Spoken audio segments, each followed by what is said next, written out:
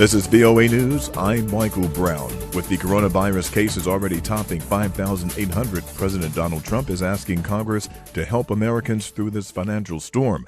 AP Washington correspondent Sagar Magani reports. We're going big. The president says it's nobody's fault the virus is hitting the economy hard, and Treasury Chief Stephen Mnuchin says the president wants to get cash to those affected. We're looking at sending checks to Americans immediately. In the next 2 weeks, there are few details, including how much money. Congress would have to sign off as well. The administration's urging lawmakers to approve an $850 billion rescue package, bigger than the 2008 bank bailout or the 2009 Recovery Act. The White House says it hopes it can pass quickly, and Senate GOP Leader Mitch McConnell says his chamber should not adjourn until then, though it's a big undertaking for a slow-moving Congress. Sagar Magani, Washington. Former U.S. Vice President Joe Biden swept a convincing win over Senator Bernie Sanders in Tuesday's Democratic presidential primaries in Florida, Illinois, and Arizona. Biden thanked voters and election workers. Americans in 3 states went to the polls today.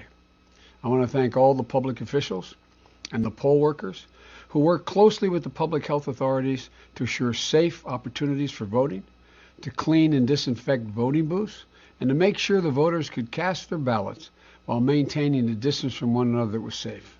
The victories placed Biden well ahead of Sanders in the race to clinch the party's nomination. The governor of the state of Ohio postponed Tuesday's primary because of the coronavirus outbreak. Ohio is now set to vote in June. For details on more news, we invite you to join us at our website, voanews.com, or on the VOA mobile app. From here in Washington, this is VOA News. U.S. Defense Secretary Mark Esper said the Pentagon will provide millions of respirator masks and ventilators to federal health authorities to help in response to the coronavirus pandemic.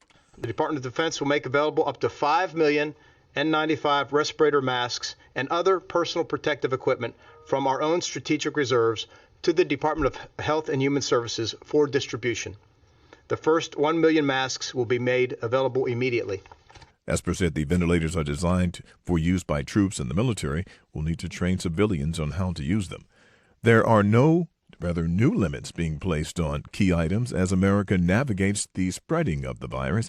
AP correspondent Jackie Quinn has that story. Major retailers are trying to keep up with the demand for key supplies during the virus shutdown. Kroger says it's limiting certain items: cold and flu medicine, soap, cleaning products, water, and the oh-so-scarce toilet paper. Consumers are finding empty shelves where those essentials used to be, even prompting the president this week to urge shoppers to stop hoarding groceries and supplies. Amazon's making a change, telling some vendors not to bother shipping non-essentials like telephone cases. It's keeping warehouses cleared for toilet paper, hand sanitizer, and other items in high demand, like diapers, canned foods, and disinfecting wipes. Amazon's adding more workers, but warns deliveries will take longer than usual.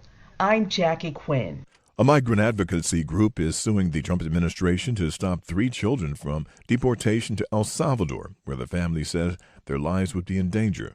VOA's Marissa Melton reports. The 3 children are in a U.S. facility. Their mother is in a tent camp in Mexico, while their father lives in Maryland outside Washington, D.C., and says he is willing to bring his children into his home. Lawyers for the Coalition Action Justice Center say the children should be considered unaccompanied minors and deserve an asylum hearing. The lawyers say the children would be in grave danger if deported because their father ran a church in El Salvador where he preached against the violent MS-13 gang. The family fled El Salvador from Mexico. The father and a 4th child entered the U.S. last June and were allowed to stay. Marissa Melton, VOA News.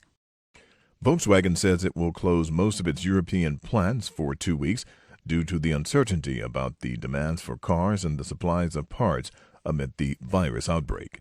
For details on much more news, as always, we invite you to join us at our website, voanews.com, or on the VOA mobile app.